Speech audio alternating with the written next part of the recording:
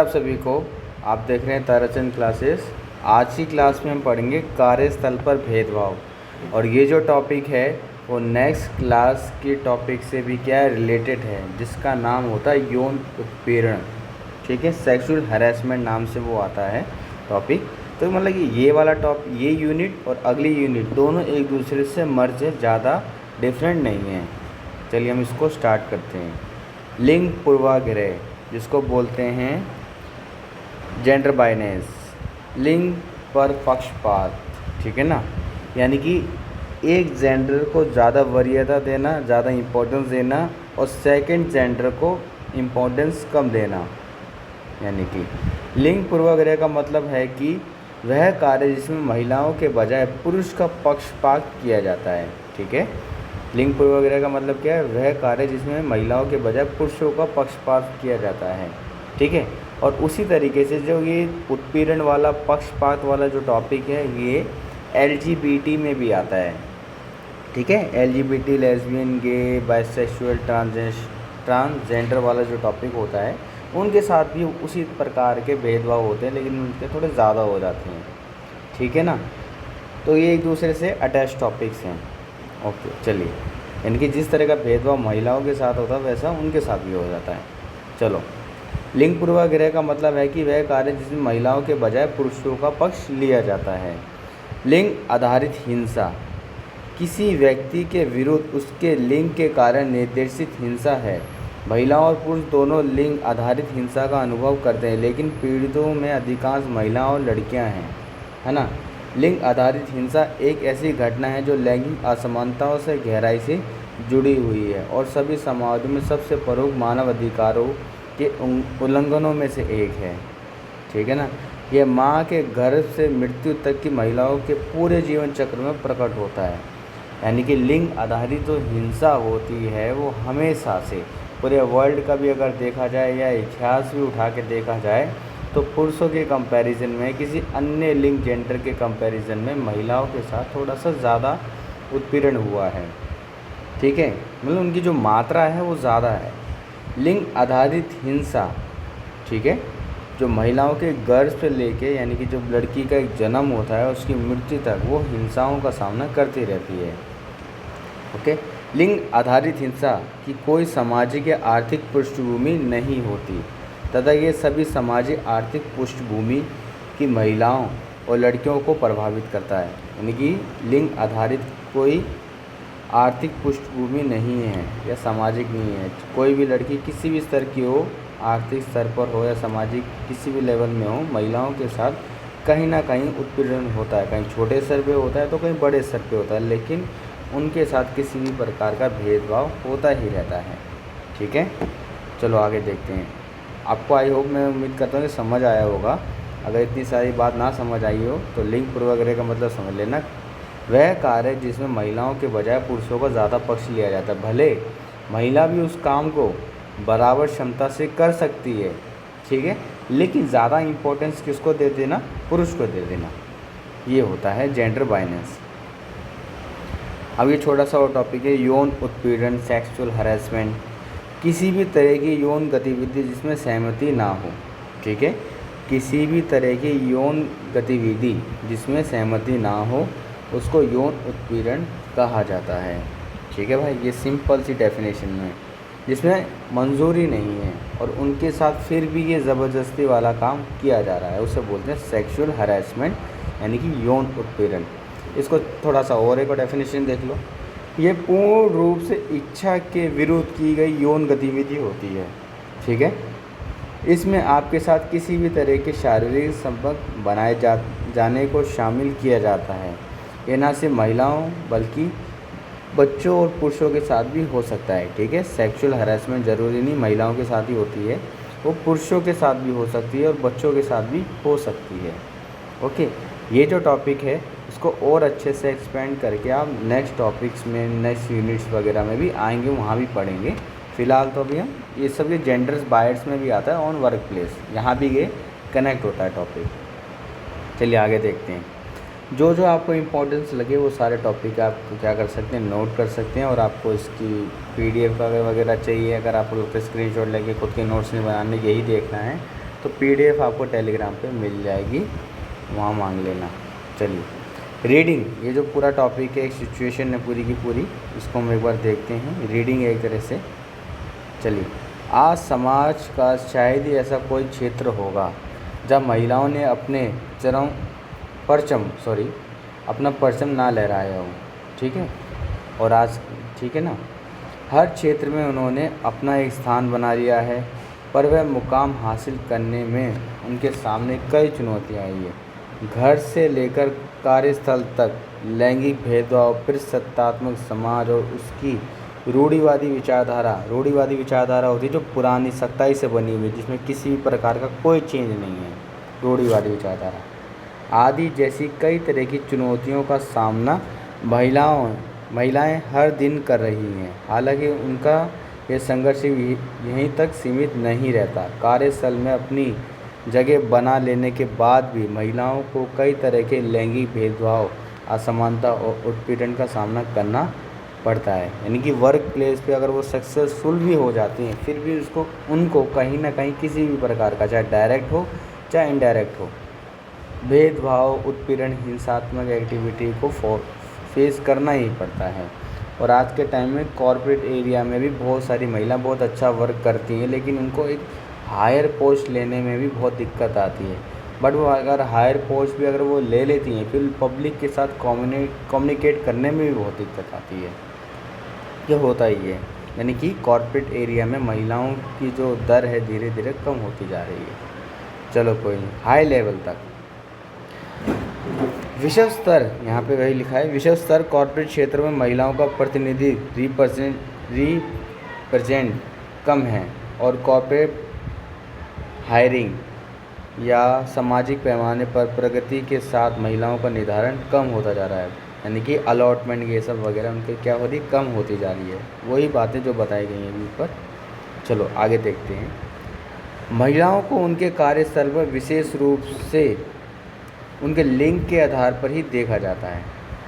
नौकरी के लिए इंटरव्यू में उनसे योग्यता से जुड़े सवालों से पहले ये सवाल पूछे जाते हैं। यानी कि कोई लड़की जो है अगर किसी जॉब के लिए इंटरव्यू कॉल के लिए जाती है, तो उसको जॉइनिंग लेटर देने से पहले या उसका इंटरव्यू स्टार्ट करने से पहले कुछ ऐसे सवाल होते हैं जो उनकी जॉब से रिलेटेड नहीं होते, उनकी एबिलिटी से रिलेटेड नहीं होते, अदर ही होते हैं वो। क्या नाइट शिफ्ट में काम करने से उनके घर वालों या पति को आपत्ति तो नहीं होगी? ठीक है, अब मान लो कोई लड़की है, उसकी शादी नहीं हुई है, तो वो क्या अपने हस्बैंड से पूछ के आएगी कि मैं जॉब करने जाऊँगी नहीं जाऊँ? तो अपनी एक खुद की भी तो मानसिक स्थिति होती है सकारात्मक, वो उसका मन है जॉब करने का, तो क्या दिक्कत है, कर सकती हैं, कोई गलत थोड़ी है। लेकिन ऐसे क्वेश्चंस करना अच्छी बात नहीं है। लड़की हो चाहे लड़का, उसकी एबिलिटी देखनी चाहिए, उसकी योग्यता देखनी चाहिए, और कंपनी के हिसाब से कंपनी को जो ज़रूरत है एक अपने एम्प्लॉय में, वो सारी डिमांड फुलफ़िल हो रही है कि नहीं, ये कंपनी को ज़्यादा ध्यान देना चाहिए। आगे देखते हैं। क्या परिवार वालों ने उन्हें काम करने की अनुमति दे दी है? महिलाओं से इंटरव्यू के दौरान पूछे जाने वाले ऐसे महिला विरोधी सवाल करना तो बहुत आम सी बात हो गई है। कोई भी औरत जब कोई नया काम करने के लिए आगे बढ़ती है तो सबसे पहले उससे ऐसे सवाल किए जाते हैं जो कि हम सब ने कभी ना कभी सुने होंगे। ठीक है, अगर आप लोगों ने ऐसे कभी सवाल किए सुने हैं तो आप क्या कर सकते हैं, कमेंट बॉक्स में रिप्लाई दे सकते हैं। चलो आगे देखते हैं इसी को। वहीं कभी कभी तो योग्य होने के बावजूद महिलाओं को उनके लिंग के आधार पर कई विशेष अवसरों से वंचित रखा जाता है। जैसे कंपनी का कोई बड़ी मीटिंग हो रही हो, ऑर्गेनाइजेशन हो रहा हो, जो भी है, साथ ही उन्हें ऐसी टिप्पणियां सुनने को मिलती हैं, अरे तुम तो लड़कियों से ये काम नहीं हो पाएगा। समाज में ये रूढ़िवादी सोच आज भी बनी हुई है कि औरत पुरुषों के मुकाबले गैर तकनीकी कामों में अधिक और तकनीकी कामों में कम योग्य होती है। यानी कि टेक्निकल जो वर्क है ना, उसमें बोला जाता है कि महिलाओं की कार्य क्षमता बहुत कम है। ठीक है, वहीं पे नॉन टेक्निकल जो ऐसा वर्क है तो वहाँ पे कहते थे महिला काम कर सकती हैं, लेकिन जहाँ पे टेक्निकल वर्क आ गया है तो वहाँ पुरुष ही करेंगे। मतलब पहले से तुलना बना लेना ये गलत बात है। सबसे अच्छा इंटरनेट चलाती महिलाएं। इस सोच में चलते उन्हें खुद को साबित करने के लिए कई चुनौतियों का सामना भी करना पड़ता है। कई बार उन पुरुषों की तुलना में काम का अधिक बोझ डाल दिया जाता है। ठीक है ना, होते हैं ना कभी कभी डिपार्टमेंट में ऐसे बॉस जो अपने आप को अच्छा बताने के लिए, ठीक है, उनको लगता है कि लड़की काबिल है, बहुत योग्य है, तो ये मेरे से आगे निकल सकती है। तो सीनियर लोग क्या करते हैं, बहुत वर्कलोड डाल देते हैं लड़की के ऊपर कि आगे ग्रो ना कर पाए। फिर जब वो फेल हो जाएगी तो कह देंगे तुमसे नहीं काम हो सकता, ये वो फलाना ढिमका। मतलब कि इनडायरेक्टली गलत तरीके से उसे फेल करने का कोशिश करते हैं।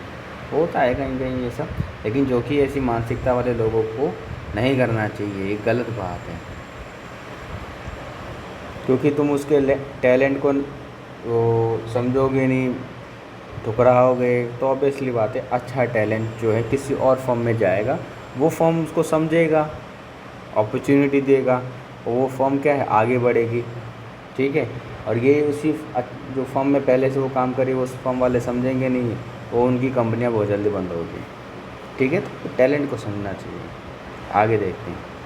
और उन पर अन्य पुरुष कर्मचारियों के मुकाबले अच्छा प्रदर्शन करने का दबाव बना रहता है, जिसके कारण महिलाओं को काफ़ी तनाव, मानसिक असंतोष से जूझना पड़ता है। ठीक है, क्योंकि काम के दौरान कभी पास आउट तो होता ही रहता है, लेकिन उनको पॉइंट आउट किया जाता है कि तुम्हारी बस की नहीं, जाओ घर ही जाओ, बेकार में आ गए यहाँ पर। तो जिसकी वजह से महिलाओं को मानसिक असंतुलन या असंतोष का भी सामना करना पड़ जाता है इन सब चीज़ों से। जब स्कूल में थे तो हमेशा कभी कोई किसी के ज़्यादा मार्क्स आते थे, किसी के कम मार्क्स आते थे, लेकिन कभी किसी लड़की के कम मार्क्स आए उसे पॉइंट कर दिया जाए, भले वो अपनी मेहनत से लाई कैसे भी लाई, उसे पॉइंट कर दिया जाए ना, तो बेकार होता है।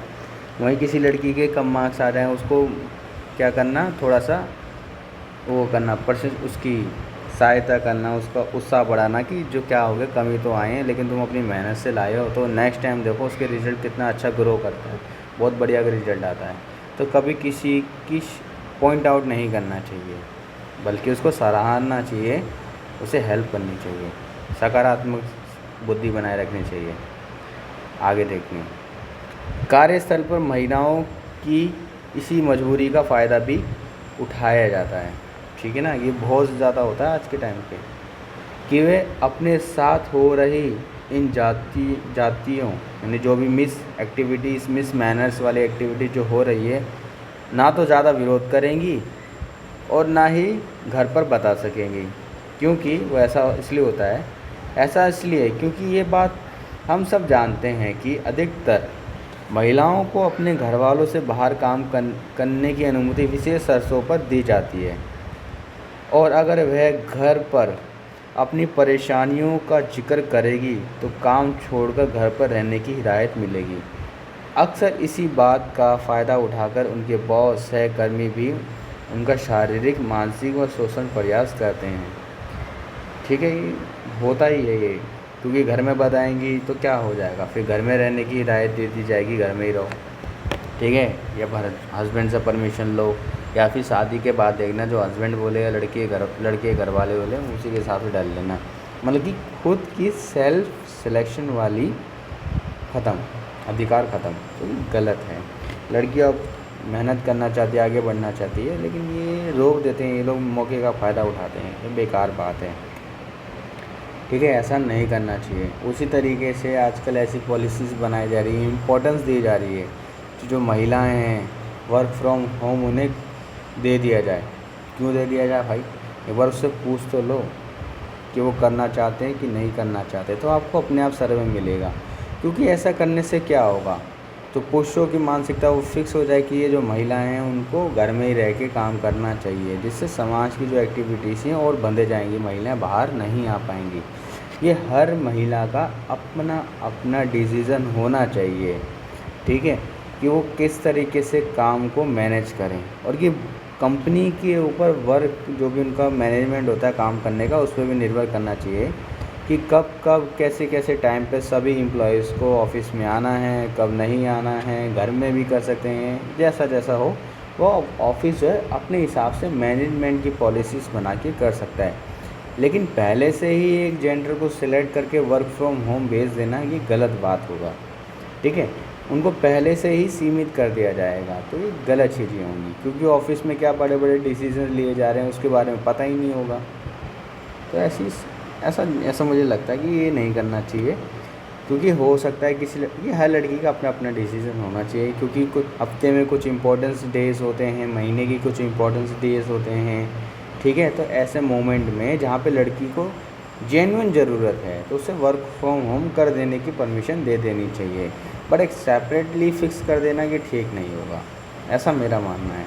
आप भी अपनी कमेंट बॉक्स में राय दे सकते हैं। ठीक है, ओके। कार्यस्थल पर होने वाली ऐसी यौन उत्पीड़न की घटनाओं को रोकने के लिए 2013 में महिलाओं का यौन उत्पीड़न निवारण निषेध एवं निदान अधिनियम 2013 को लागू किया गया, यानी कि 2013 में एक्ट बनाया गया। इन सब एक्ट के बारे में आप आने वाली क्लासेस में भी पढ़ोगे, दे रखा जिक्र। जो यानी कि क्यों बनाया गया है, वो एक्ट इसलिए बनाया गया कि किसी भी महिला के साथ कोई सी भी प्रकार का यौन उत्पीड़न एक्टिविटी कोई करता है, पाया जाता है, तो उसको जेल वगैरह एक्टिविटीज़ होंगी, जो कि सरकारी दफ्तरों, निजी कार्यालयों, गैर सरकारी संगठन यानी NGO, असंगठित क्षेत्रों पर लागू होता है। इसके बावजूद कार्यस्थल पर होने वाले यौन उत्पीड़न पर पूरी तरह रोक नहीं लगा सकी, क्यों तो ये हो भी नहीं सकता, क्योंकि जब तक लोगों की सोच नहीं बदलेगी, सकारात्मकता, नैतिकता नहीं आएगी, परिवर्तन नहीं आएगा, जब तक कितने भी कानून बना लो कुछ होगा नहीं। लेकिन इसका मतलब ये भी नहीं कि कानून ना बनाया जाए, कानून बनाना भी अच्छा है। कम से कानून बनाना और कानूनों की जानकारी का होना दोनों इम्पोर्टेंट बातें हैं। इसलिए कोई भी गवर्नमेंट कानून बनाती है तो उस कानून को बड़े स्तर पे लागू तो कराना ही कराना होता है, लेकिन सबसे ज़्यादा होता है कि लोगों को उस कानून के तहत अवेयर कराना। ठीक है, उस कानून का अगर मिसयूज़ होता है तो उसके बारे में भी अवेयर कराना। दोनों चीज़ों को अच्छे से समझाना चाहिए समाज में, चाहे वो पुरुष हो चाहे वो महिला हो। ठीक है ना। अगर किसी महिला के साथ यौन उत्पीड़न हो रहा है तो उसको भी अधिकार देने चाहिए, और उसका वो अधिकार कैसे यूज़ कर सकती है। ठीक है ना, तो ये सारी चीज़ें बतानी चाहिए। और ये भी होना चाहिए कि कोई लड़की अपने राइट्स का मिसयूज़ करती है तो दूसरी लड़की बॉयज़ की हेल्प करने के लिए आगे आए कि ये जो लड़की है वो मिसयूज़ कर रही है अपने राइट्स का, जो कि गलत है, क्योंकि जिस तरह एक लड़की की लाइफ है उस तरह एक लड़के की भी लाइफ है। ठीक है, तो हम दूसरी लड़कियों से भी उम्मीद करते हैं, प्रार्थना करते हैं, तो प्लीज़ समाज में ऐसी कोई लड़की मिले तो प्लीज़ किसी भाई का, अपने दोस्त समझ के, जो भी आप समझना चाहो, हेल्प ज़रूर करना उसकी। ठीक है, चलिए, आई होप आप मेरी बात समझ रही होंगी मैं क्या कहना चाहता हूँ। और ये जो कानून वगैरह जो बनाए जाते हैं, अच्छी बात है, बनाने चाहिए, जिससे कुछ ना कुछ तो कमी आएगी। और इसके साथ साथ ये कानून बना के समाज के हर लोगों को जानकारियाँ होनी चाहिए। ठीक है ना।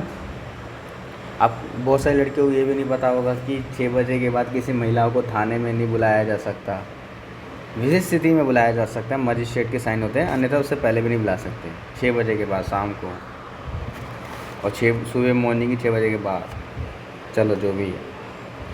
तो ये सारी चीज़ें हैं कि लोगों को कानून से अवेयर होना बहुत ज़रूरी है। रोक नहीं लगा सकी। एक बड़ा रूप हमने 2019 में शुरू हुए मिंटो आंदोलन में देखा। ये मिंटो आंदोलन वही था कि जो कार्यस्थल पे लड़कियों के साथ क्या होता है, यौन उत्पीड़न वाली एक्टिविटीज़ होती हैं, उससे रिलेटेड था। तो वहीं दूसरी ओर कार्यस्थल पर न केवल लिंग के आधार पर बल्कि जाति धर्म के आधार पर भी कई भेदभाव किए जाते हैं। कई जगह तो लोग अपनी अपनी जाति के लोगों का अलग समूह बना लेते हैं। यहाँ पे आप कोई भी अपने एग्जाम्पल की कोई घटना आपने देखी हो तो देख सकते हैं आप। सोशल मीडिया पे मैं एक एग्जांपल देता हूँ। सोशल मीडिया पे आपने देखा ही होगा, एक मुस्लिम लड़की थी, ठीक है, एक गाना गाया था शंभू शंभू नाम से, ठीक है, शंभू शंभू नाम से गाना गाया था। लड़की थी वो मुस्लिम, और गाना उस जो था वो हिंदू समाज से रिलेटेड था। तो भाई एक सिंगर है, तो क्या एक सिंगर कोई गाना नहीं गा सकता क्या? वो गाना गा सकता है, बिल्कुल उसको अधिकार है। अगर गाने के अंदर किसी भी प्रकार के गलत शब्दों का प्रयोग नहीं किया गया है, गलत उच्चारण नहीं किया गया है, किसी की भावनाओं को ठेस नहीं पहुंचाया गया है, किसी भी गलत प्रकार के शब्दों का प्रयोग नहीं है, तो गाना कौन नहीं गा सकता? सब गाना गा सकते हैं, ठीक है। बस ये कह देना कि वो लड़की है और वो इस जाति और इस समाज से, इस धर्म से बिलोंग है और वो दूसरे धर्म की चीज़ें गाना ये सब नहीं कर सकती, तो कैसे चलेगा? संस्कृति का सम्मान कैसे होगा? एक दूसरे की संस्कृति का सम्मान और मौलिक अधिकार विदेश नीति की चीज़ों में हम शामिल करते हैं, तो ये कैसे चलेगी? तो ये गलत बात है। तो इस तरह के आप एग्ज़ाम्पल आप आपने देखी हो, बता सकते हैं। वर्क प्लेस में जाते हैं तो लोग अपने जो कास्ट का जो क्या कहते नहीं है सरनेम होते हैं, तो सरनेम से भी अलग अलग ग्रुप बना लेते हैं, तो ये गलत होता है। किसी का सरनेम बड़ी कास्ट को रिप्रेजेंट कर रहा है, किसी का सरनेम छोटी कास्ट को रिप्रेजेंट कर रहा है, तो ग्रुप बन जाते हैं अलग अलग ऑफिस में और मिसबिहेव होता है, चाहे ऑफिस हो चाहे कैसा भी प्लेस हो, कोई सा भी इलाका हो। तो ऐसी घटनाएं नहीं होनी चाहिए, ठीक है। एग्जाम्पल ये घटना इस बात को उदाहरण की कार्यस्थल पर किस तरह से जाति धर्म लिंग आधारित भेदभाव आज भी क्या है मौजूद है। सोशल मीडिया चाहे इंटरनेट पे कहीं भी सर्च कर लो कि आपको चीज़ें मिल जाएंगी, ठीक है। तो ये गलत बात है, ऐसा नहीं होना चाहिए। सोसाइटी में इक्वलिटी देखनी चाहिए, एथिक्स देखना चाहिए, नैतिकता देखनी चाहिए, ठीक है ना, मानवता होनी चाहिए। कोई बात नहीं, लोग अभी तक उसी रूढ़िवादी सोच से बाहर नहीं निकल पा रहे हैं।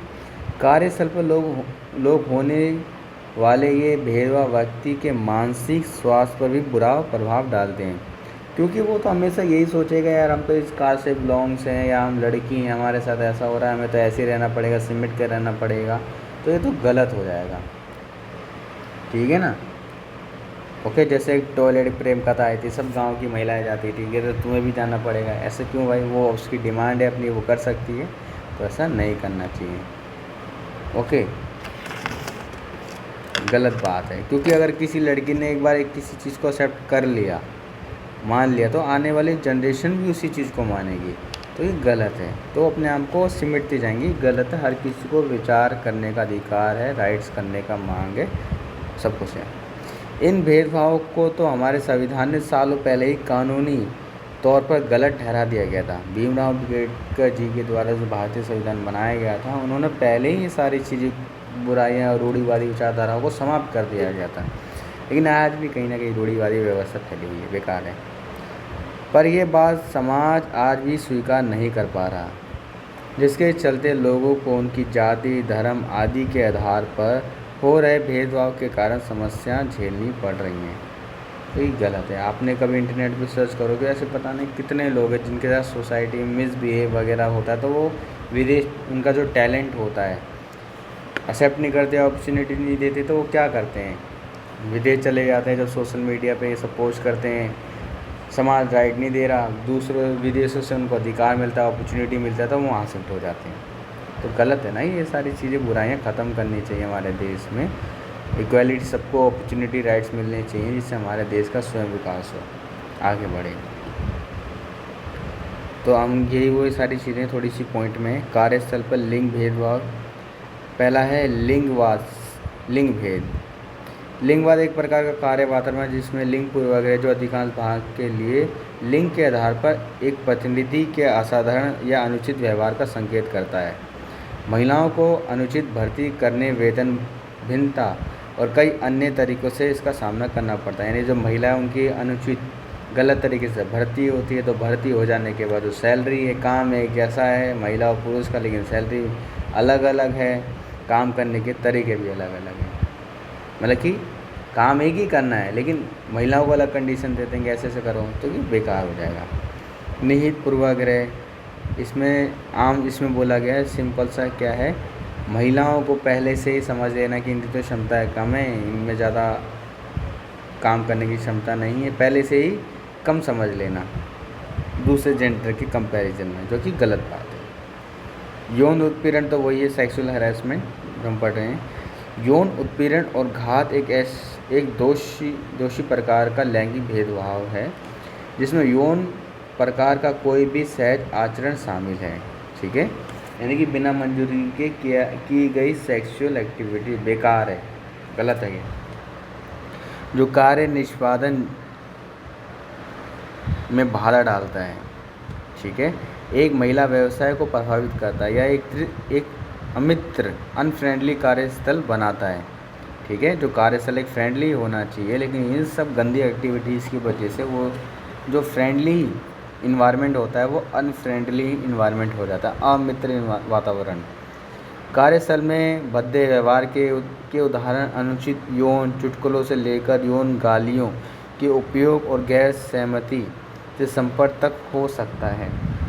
आपने भी देखा होगा कि कभी कोई लड़की जो होती है किसी ग्रुप में भी ऐड हो जाए, चाहे वो ऑफिस का ग्रुप हो, चाहे वो किसी भी अलग कोई सा भी ग्रुप हो, फ्रेंड्स का ग्रुप हो या कॉलेज ग्रुप हो।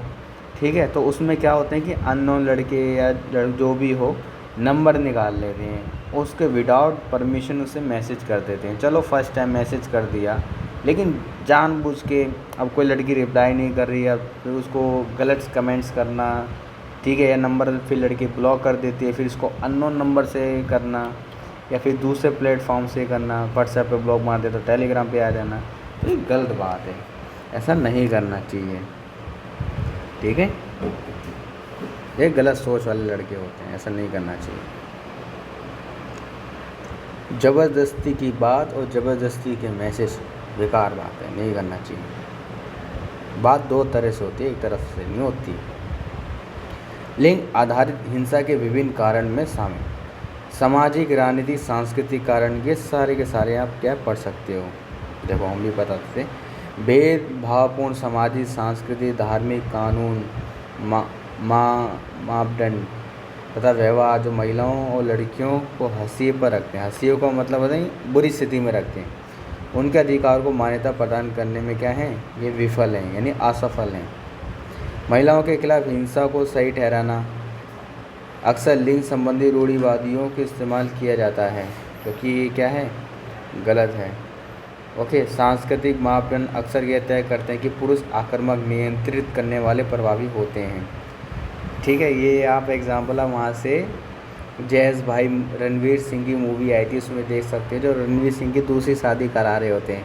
जब वो रणवीर सिंह की जो बहन बनती है वो बताते हैं कि मेरा भाई इतना ख़राब है, मारता पीटता है, फलाना ढिमका, सब कुछ बोल देती है। फिर भी लड़की क्या कहती है, हमारी ही कोई गलती होगी कि वो ऐसा करेंगे, उनका अधिकार है हम पे मारने पीटने का। तो इससे ये पता लगता है कि किस तरीके से लड़कियों के दिमाग में ये डाल सकता है कि पुरुष जो है आक्रामक हो सकता है। ठीक है, तो ये गलत बात है। जबकि महिलाएं विनम्र हैं, अधीन हैं, प्रदाताओं के रूप में पुरुषों के ऊपर क्या है, निर्भर हैं। ये मापदंड एक प्रकार के दुरुपयोग की संस्कृति को क्या करता है, बढ़ावा दे सकता है। ठीक है, ये चीज़ें अच्छी नहीं हैं। जब कोई चीज़ आप बुक से ना समझ पाओ तो मूवीज़ देखा करो, अच्छे से समझ पाओगे। पारिवारिक, सामाजिक और सांप्रदायिक संरचनाओं का पतन और परिवार के भीतर महिलाओं की बाधित भूमिका अक्सर महिलाओं तथा लड़कियों को जोखिम में डालती है और उसके निवारण के लिए मुकाबला करने वाले रास्ते तथा तंत्रों को, जोखिम में सीमाओं को क्या करती हैं, उजागर करती हैं। और पहले ही सही सीमित कर देना तो लड़की कैसे आगे ग्रो करेगी। हर कदम पे उसे क्या है कि मुश्किल आएंगी, चाहे वो पारिवारिक हो, सामाजिक हो, सांप्रदायिक संरचनाएँ। सांप्रदायिक एक तरह का लड़ाई झगड़ा हो जाता धर्म के नाम पर, ये गलत है। जैसे कोई लड़की हिंदू है तो उसके सारे दोस्त हिंदू ही होने चाहिए, कोई लड़की मुस्लिम है तो उसके सारे दोस्त मुस्लिम ही होने चाहिए, ऐसा नहीं होना चाहिए। दोस्त होते हैं। ठीक है, दोस्ती तो एक ऐसा चीज़ है जहाँ पे हम स्वयं से किसी को चुनते हैं। ठीक है, न्यायिक बाधाएं, न्याय संसाधनों और तंत्र तक पहुँच का अभाव हिंसा, दुर्व्यवहार, दंड के भय की समाप्ति की संस्कृति उत्पन्न करती है। ये सारी बातें न्याय बाधाएं क्या क्या होती हैं, महिला वहाँ तक पहुँच नहीं पाती, न्याय व्यवस्था तक उनको जानकारी नहीं होती, फिर बाकी समाज का भय, ये सारी चीज़ें। पर्याप्त और वहनीय अफोर्डेबल कानूनी सलाह प्रतिनिधि का अभाव है। एक तो कानून तक पहुँच नहीं है, अगर कानून तक पहुँच है तो उसको फाइनेंशियली जो पैसा है, कानूनी खर्चा जो होता है वो बहुत महंगा है, वहाँ तक भी नहीं हो पाता, पहुँच ही नहीं पाती। तो ये सारी चीज़ों पर भी ध्यान देना चाहिए। तो प्राप्त कानूनी सुविधा, दूसरा कानून तक सारी वित्तीय सहायता देना या उसको बहुत सस्ता बनाना। ठीक है। मैं तो ये सोचता हूँ कि स्कूलों में जब आपको फंडामेंटल राइट ये सब पढ़ाया जाता है, सोशियोलॉजी बुक भी पढ़ाई जाती है, तो थोड़ा बहुत अधिकार, सामान्य अधिकार, भारत के प्रत्येक नागरिकों को कुछ अधिकारों की जानकारियाँ तो होनी चाहिए। उसमें क्या क्या धाराएँ लगती हैं ये सब पता होना चाहिए, कितनी सज़ा ये सब होना चाहिए। और कोई उन अधिकारों को मिसयूज़ करता है तो क्या क्या हो सकता है, ये सारी चीज़ें स्कूल लेवल में भी पढ़ाना चाहिए। आगे देखें, पीड़ित उत्तरजीवी और गवाह सुरक्षा तंत्र का पर्याप्त अभाव। अगर कोई पीड़ित है, कोई सर्वाइवर है या कोई गवाह है तो उसको सिक्योरिटी ये सब देने में भी क्या होती है, कमी है न्यायिक व्यवस्था में। ठीक है, अगर किसी कोई पीड़ित है, कोई गवाह है, उसको पूरा सच मालूम है लेकिन कोई सिक्योरिटी नहीं है, अगर सच बोलेगा तो बाहर के लोग मार देंगे, तो वो अपनी बातों से ही मुकर जाते हैं तो चुप हो जाते हैं। अपर्याप्त न्यायिक ढांचा जिसमें राष्ट्रीय पारंपरिक प्रथागत धार्मिक कानून शामिल हैं जो महिलाओं और लड़कियों के साथ भेदभाव करते हैं। ये तो आप पढ़ के भी समझ गए होंगे। अब आता है व्यक्तिगत बाधाएं, धमकी या कलंक का भय, अलगाव, कहता अलग कर देंगे, घर से निकाल देंगे, सामाजिक बहिष्कार हो जाएगा, अपराधी व्यक्ति के हाथों दोबारा हिंसा, समुदाय अपराधीकरण, अथॉरिटी, गिरफ्तारी, नज़रबंद, दुर्व्यवहार, सज़ा इत्यादि का भय रहता है। ठीक है, मतलब कि समुदाय नहीं कर रही है, कोई ऐसा अथॉरिटी है जो डिपार्टमेंट नहीं, उसी ने गलत काम करती है, उसी के थाने में जा रही हो तो ये गलत है, या उसी के इलाके में जा रहे हो तो ये गलत हो जाएगा।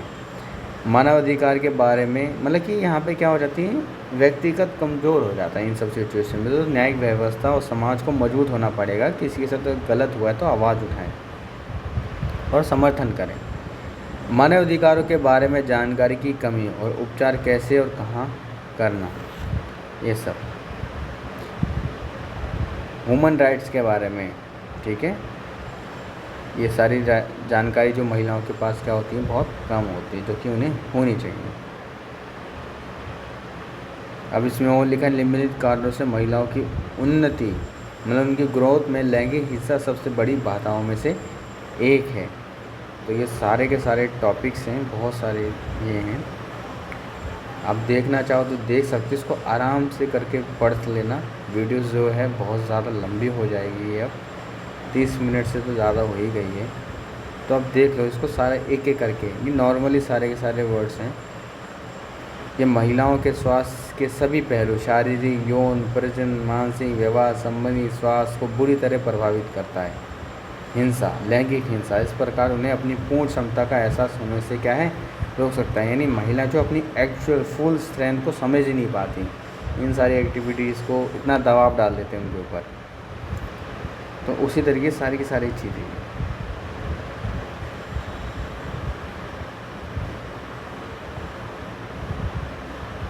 अब ये वही हैं, क्या होते हैं लैंगिक विषमता के कारण। ये पीड़ित समाज, इसमें से आप कोई पॉइंट निकालना चाहो तो निकाल सकते हो, जिसमें से ये पॉइंट निकलता है कि कई बार महिलाएं क्यों पीछे रह जाती हैं, अपने अधिकारों की मांग नहीं कर पाती। तो गरीबी भी होती है, गरीबी होने के कारण समाज उनका कोई रुतबा नहीं हो पा रहा, कानून तक पहुंच नहीं हो पा रही, जिनकी वजह से ये सब पीछे हो जाती हैं और अपने प्रति होने वाले सारे अपमानों को स्वीकार करने लग जाती हैं। अब यह है लैंगिक विषमताओं से निपटने के सरकार के प्रयास के सारे कानून वगैरह बनाए गए हैं, इनको आप पढ़ सकते हो। इनमें से सारे के सारे आगे चल के हम पढ़ने वाले हैं नेक्स्ट वीडियोस की क्लास में। ठीक है, तो आज की क्लास अब ख़त्म होती है। आई होप आपको वीडियोस आज की अच्छी लगी होगी। कोई डाउट हो तो कमेंट कर देना, नेक्स्ट वीडियोस आपके रिस्पॉन्स पे रहेगी। Okay, bye, see you soon.